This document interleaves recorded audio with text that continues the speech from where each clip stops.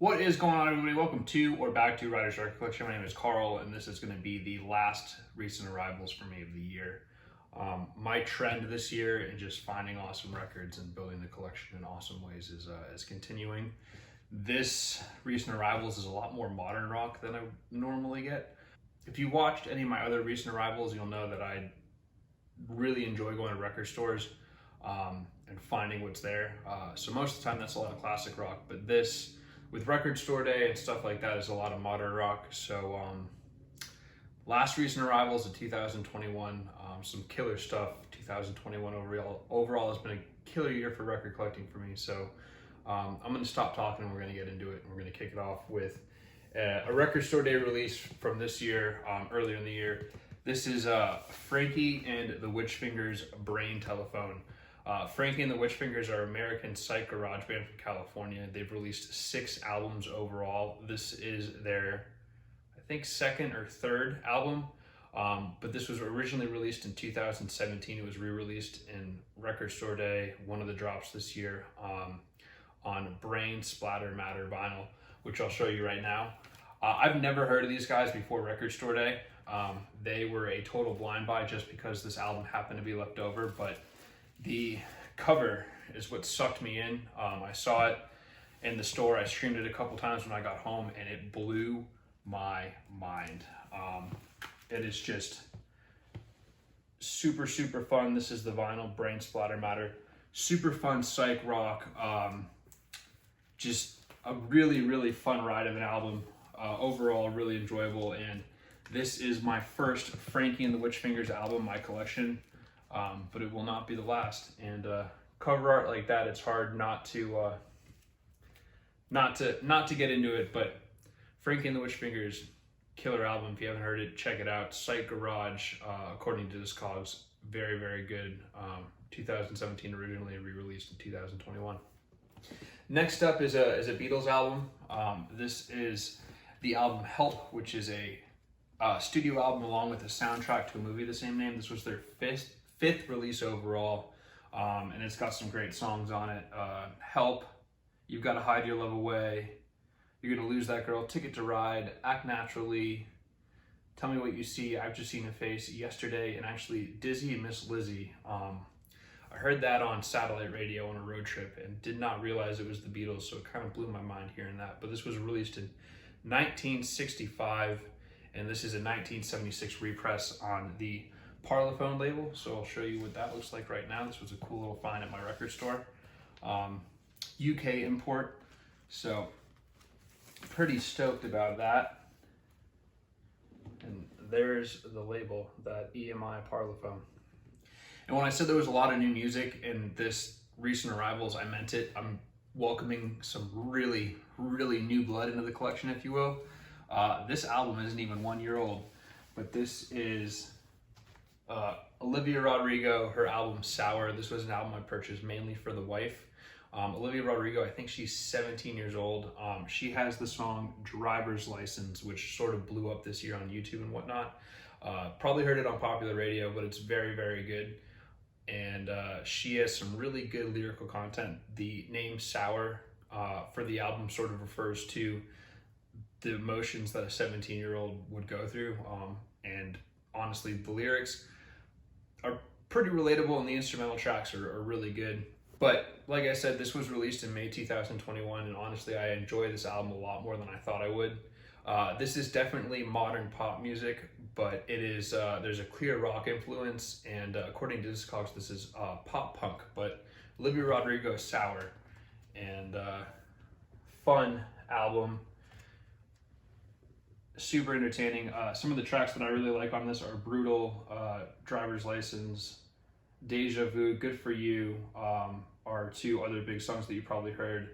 Happier, Jealousy, and Favorite Crime. But overall, very good album. Like I said, I like it a lot more than I thought. So Olivia Rodrigo, Sour, and next year in May it'll be 1 year old. So I'm excited to see what she does going forward. Good album, purchased for the wife, but one I tend to put on as a guilty pleasure. I've also found that with what I've been buying lately, without realizing it, I've been sort of focusing on completing discographies for some of the bands that I really like. There are some bands that I already have the full discography for, you know, Cage the Elephant, The Doors, bands like that I love. And then newer bands that I have fallen in love with recently, one of which is the Growlers. So I purchased the Growlers' first album from 2009, I believe, Are You In or Are You Out? And if you haven't heard of the Growlers, they are a band from California with a very unique sound that blends surf rock, and you can see the clear influences of 1960s rock on them. A sound all their own that I happen to love and adore. This was one of 2 albums that I needed. The only album I need now is Hot Tropics, which is their second album, and then I've completed all of the Growlers studio albums. So that's going to be on my list here pretty soon. But this album is just, it's a ride. It's just oozing with psychedelic and surf rock. And my only complaint is that it's too short. But some of the tracks on here are Man with No God, Red Tide, Acid Rain. So, man, there's just so much. Black Jungle. I mean, all of it's really, really good. Great music. And not knowing what this center label looked like, I happen to really like the center label. Just the guy in me, I guess. So hopefully I don't get in trouble for this, but that is the center label for this album. I think it's pretty entertaining. So the Growlers, Are You In or Are You Out? One step closer to completing my Growlers discography, and great album. In the same vein of the Growlers, this is a band that I discovered through the Growlers Pandora. This is also a debut album by a band called The Donkeys, and I've been discovering a lot of new music lately. This thing's on here pretty tight. I've been trying to get into more modern day music. So this was a song, there was a song on this album called Lower the Heavens that I heard, and man, you're gonna have to give me a second. Oh man, that was really on there. But like I said, I discovered this off of the Growlers Pandora with their song off this album called Lower the Heavens. And the Donkeys are a California indie rock band that formed in 2004, and this is their debut release from 2004. I really like that song Lower the Heavens, so I streamed this album and instantly fell in love with it. The first track, She's a Wolf, is just what a hook for an album. But the track list is She's a Wolf, Come On Virginia, Blood Hill, Paisley Patterns, Lower the Heavens, Try to Get By, Black Cat, No Need for Oxygen, In the Morning, and Into a Pail. And just indie rock with a clear 60s influence, super mellow, super lo-fi. I played this for my buddy Trent, and he had never heard it. He came over one day, put this on the turntable, and he was blown away. And I think he went home that night and bought this record. So super good. Their 2004 debut album, The Donkeys, self-titled. If you have not checked this album out, it's very good. And if you just want to hear a really cool, catchy song, check out the song Lower the Heavens. It's an instrumental track, but it cooks, jams. So the Donkeys. This next one is completing a discography for me, and I made a video pertaining to this, but I recently did a purge. I'll leave a link to that video right up here or something if you're interested in seeing that. But I did a purge, and I traded in some records at my local record store for this record, and this is Tame Impala Lonerism. This is Tame Impala's debut album, and if you haven't heard of Tame Impala, they are a psychedelic rock music project led by Kevin Parker out of Australia. They're fantastic. Every album they've ever made has gotten better and better. So it goes Lonerism, or Inner Speaker, Lonerism, Currents, and The Slow Rush are their 4 albums. I have all 4. The only thing I don't have is their live album. But super good. But like I said, this was the only Tame Impala album in the discography besides the live album I was missing. And unfortunately, before things got really weird in the world, they were going to come to South Florida to play at the American Airlines Arena down in Miami for their Slow Rush tour. And things went sideways, got delayed. I still had hope. Things got even more sideways, as we all know. Got canceled, sort of postponed, if you will. Reannounced, and Tame Impala skipped Florida altogether, but South Florida. So my dreams of seeing Tame Impala anytime soon have been dashed, because I'm pretty sure they're back in Australia now. They did a North America tour, but they pretty much stuck to major cities. They came to Georgia, but they did not venture into Florida whatsoever. So unfortunately, no Tame Impala this year, but what can you do? But yeah, so Tame Impala, Inner Speaker, very, very good album. If you have not heard of Tame Impala, I cannot say enough good things about him. This album sounds like it's straight out of the 60s. Super good, oozing with psychedelia.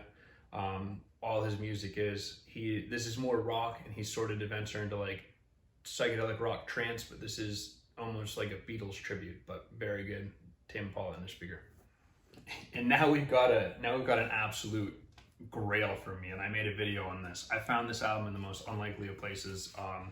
I'll leave a link to that video up here too. But I have a saxophone that I got tuned up recently. I'll save the backstory. And I went to a music shop, and in this music shop there was a pile of really moldy, ugly records. But I flipped through them anyway, and I found a grail. What you are probably wondering is, what is this? It's a white sleeve. But I found an album that I had been holding out for a while, an album you can easily buy a repress of that I did not want to buy a repress of. And that album is Miles Davis, A Kind of Blue. And this is the 1977 repress of it. The sleeve was just so gunky that I had to get rid of it. But the album itself is minty, super clean. Took a long time to get it cleaned. It was covered in gunk, covered in mold, but I had to do it. So a personal grail for me.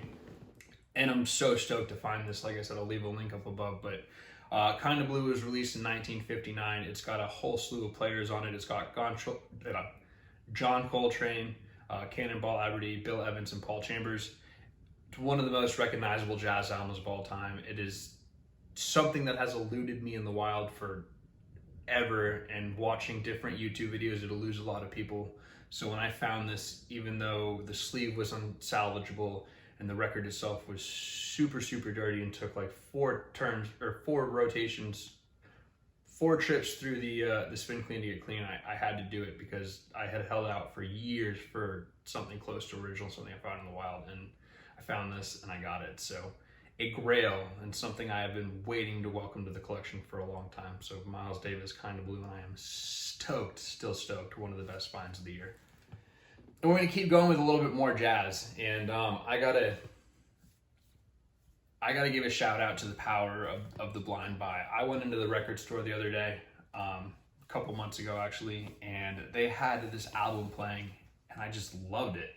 And I really like the sound of it, but this is Walter Wonderly, Rainforest, and he is a Brazilian piano and organ player, and this is a bossa nova jazz album. And I was digging through records, and I was like, man, this is so good. So I asked him what it was, and actually the person that was also in the record store was buying that copy. So I couldn't get it that day, and I came a couple weeks later, and with my name on it was this copy, super minty copy, but this is a 1966 album. Walter Wonderly is most famous for the song on this album, Summer Samba, but this is a super, super good bossa nova album. Summer Samba, It's Easy to Say Goodbye, Cried, Rain, they do a cover of The Girl from Ipanema, Beloved Melancholy, Side 2, Taste of Sadness, Beach Samba, Call Me, Cry Out Your Sadness, The Great Love, and Song of the Jet. And it's on the Verve label, and I love everything that they put out. Like I said in a couple other videos, I'm a huge fan of bossa nova. That's probably my favorite type of jazz. So very good album to welcome to the collection. If you haven't heard of it, I'd definitely check out the song Summer Samba. It's a pretty good standout jazz single. Next up is just another Rolling Stones album. I tend to pick up Rolling Stones albums if I don't have them, and this is a fun little compilation from 1967, Flowers. I bought this just because of the track listing on it. I've got their greatest hits, 67 to 71 or something like that. But this is from their first 2 albums. These are good deep cuts for the Stones. Ruby Tuesday, Have You Seen Your Mother, Baby, Standing in the Shadow, Let's Spend the Night Together, Lady Jane, Out of Time, My Girl, Backstreet Girl, Please Go Home, Mother's Little Helper, which is probably one of my favorite Stones songs of all time, Take It or Leave It, Ride On Baby, and Sitting on a Fence. Just, again, I like to pick up the Stones if I don't have it, and I know it's a good album, and this is something that I know is a good album. So for the deal that they gave me at the record store, I had to get it. So Rolling Stones, Flowers. And we're getting towards the last few I have here, and we've done a lot of rock, we've done a little bit of jazz, but we haven't done any reggae yet. So I'll show you the only reggae recent arrival that I have, and this is Steel Pulse, Handsworth Revolution. This is from 1978, and this is their debut album. They actually released this album and then went on tour with Bob Marley and the Wailers through Europe for, I think, 12 or 13 dates. But that's got to be a pretty cool honor for Steel Pulse. Steel Pulse, if you haven't heard of them, is an English reggae band. Came to prominence in the 70s. This is the second Steel Pulse album I have in my collection next to True Democracy, and I really enjoy Steel Pulse. They're very fun, and they made a lot of really good music. They also still continue to tour, which is very impressive. But this is a 1981 repress on the Mango label, and I'll show you that label right now. But overall, just a super, super, super good reggae album. I tend to pick up any reggae that I can find. I think that the 70s and early 80s are sort of the height of reggae. I do like a lot of modern reggae, but I really, really enjoy old school reggae like this. Bob Marley and all the people that he influenced is super impressive, but this is that Mango label. I also really like the Mango label. I love the colors, and they've got a cool color scheme because some of them are all different. And now we have a super, super funny coincidence. So a couple of videos back, I did a video called 1969, My Favorite Year in Music. It was a prompt put on by another channel for a contest. I'll leave a link to that video above here. I'm doing a lot of self-promotion in this video, but one of the prompts was an album from 1969 that you hope to find. And I talked about in depth about this album that I haven't been able to find, how I'm not a huge fan of this artist, but I do like this particular album, yada, yada, yada, yada, yada. So the next time that I went to the record store, the people at this particular record store that I go to quite frequently, they let me look through a lot of the stuff that they haven't put on the floor yet, because I go there quite a bit. And in the box, the first record I look at in this box is the record I was talking about from 1969, and that is Frank Zappa, Hot Rats. It was such a funny coincidence that I started laughing in the record store, because not a week or two before I posted this video talking about how I couldn't find this record and how I wanted this record, and bam, there it was. Ask and you shall receive, as you will. But this is Frank Zappa's second solo album, released in 1969. He was experimenting with jazz in this, and it's super, super entertaining. Most of these tracks, actually 5 out of the 6 tracks on this album, are instrumental, but it is super, super good. The only complaint that I have is that it's the whole album overall is not long enough, but the only track that they sing on is Willie the Pimp. But you've got Peaches and Regalia, Willie the Pimp, Son of Mr. Green Jeans, Little Umbrellas, The Gumbo Variations, and It Must Be Camel. And again, I think Frank Zappa is a pretty talented musician, but a weird dude. And this was really the only album that I latched onto and liked. So really funny that I found it right after I made that video, and super stoked to welcome to the collection. It sounds awesome on vinyl, a lot better than what it sounds like when you stream it. So a funny coincidence and a welcomed addition. And last but certainly not least, these are 2 albums by one of my favorite bands of all time, and that is Cage the Elephant. These are albums that I bought duplicate copies of. These were re-released as Record Store Day Essentials, although they did not come out on Record Store Day, so I'm a little confused about how that worked. They were released before Record Store Day, but were announced through the Record Store Day website, and I got an email from Cage the Elephant, so I wonder what Record Store Day does, but who knows. But Record Store Day Essentials, both of these were out of print, so they are repressed as Record Store Day Essentials. This is Cage the Elephant, Tell Me I'm Pretty. This is the band's 5th studio album, and it's super, super good overall. I talked about it in my latest Albums of the Month video. I adore this album. The track listing is Cry Baby, Mess Around, which is a super fun song, Sweetie Little Jean, Too Late to Say Goodbye, Cold, Cold, Cold, Trouble, How Are You True, That's Right, Punch and Bag, and Portuguese Knife Fight. And one of the main reasons that I picked these albums up, even though I already have a copy of, is these will be my primary playing albums because the original copies that I bought have shot up in value quite a bit, and they are also on variations. So this one is on a transparent blue vinyl with white smoke squirrels. Although I'm not really sure if they kind of show up, but not a whole lot, but bought it for that reason. And like I said, primary play copies. And the other album that I picked up is their 4th studio album, which is Melophobia, and that is my favorite release by them in their whole discography. And that is this album. This is just, in my mind, a psychedelic pop masterpiece. One of my favorite albums of all time, a Deserted Island album. My original copy, I've started to notice some sound degradation from playing it so much, so this will be a welcomed improvement, and I'm going to do a shootout between the two of them, so we'll see which one sounds better. But this was on clear with smoky white swirls, so I'll show you that.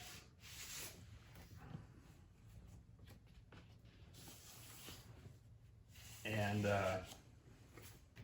both these albums need to get a bath and put into the proper sleeves, but that is my recent arrivals, and like I said, probably my last recent arrivals video for 2021. It has been a crazy good year for me record collecting wise. I hope you guys have all had the same.